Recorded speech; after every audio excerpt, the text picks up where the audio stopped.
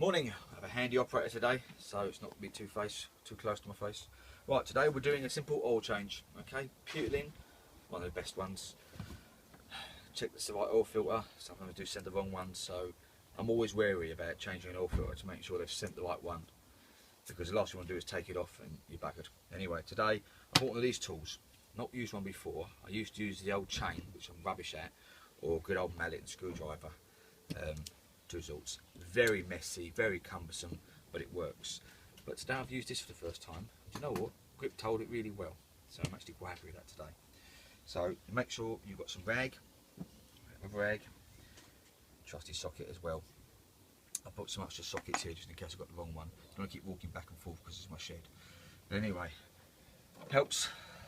Tin, Sunday roast, board, cut the rags as I said. Now I've already drained all the oil out of this, so it's doing well. So always let it drip into there. I always have an empty can, okay, plastic one obviously, and I put the used oil in there, ready for the fresh one. This is the Sprint GT 1050 Triumph, but generally they're all the same.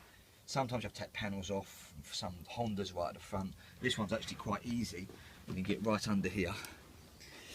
And obviously this I've already undone using a little tool, and you'll see the rest of the oil come out, which it is. Make sure you try and catch most of it. It's a messy job, you know, by far. It's a messy job. Anyway, that's the oil filter. And the good thing about being able to take it off in a hole is if you did get the wrong filter sent to you, at least you can put that one back on empty. I mean, and it's not ideal, but you know, if you need to get to work the next day and it takes 3 days delivery, then obviously you haven't got the opportunity just to sit there with your bike empty. Anyway, let as much oil drain out as possible. And I said, this is where the rags come in handy. Wipe up and clean. I've got a board here, but it is my garage. You know, if you do it on a drive, make sure you use some old carpet or something on the floor. Last one was greasy floor. Washing it really doesn't work, and the wife will moan like a bitch when you've got oil everywhere. Anyway, there you go. The basic tools. When you've topped your oil up using a new filter, I always use some old oil and I run it, I think, around the top there and put that really hand tight. Okay. You don't need the tool back on it. I've always done them hand tight, just to, you know, as much as you can. If you've got weak ends, then maybe use that just to give an extra tight. And obviously, sometimes with the kits, you get another seal copper one with these, but this is fine, to be honest with you. That'll be fine to go back on. Shouldn't leak at all. And have a check under. When you've topped your oil up, bang to level, which on this one, it's not a glass window, it's a little dip stick. Like dipstick one there. Check your oil in there. Start the bike 30 seconds, turn her off, and then recheck your oil. The reason being is because the filter's going to be empty.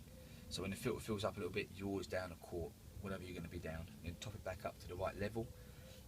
Give her a nice ride, come back and have a check underneath. Any leaks, tighten what you need to tighten. But generally, it isn't. eBay jobby with that, very cheap. You're looking at £100, possibly more, from a garage just doing an oil change. I don't do the plugs every time, so it's worth doing it yourself, to be honest with you, for a nice sunny morning. It's worth doing it.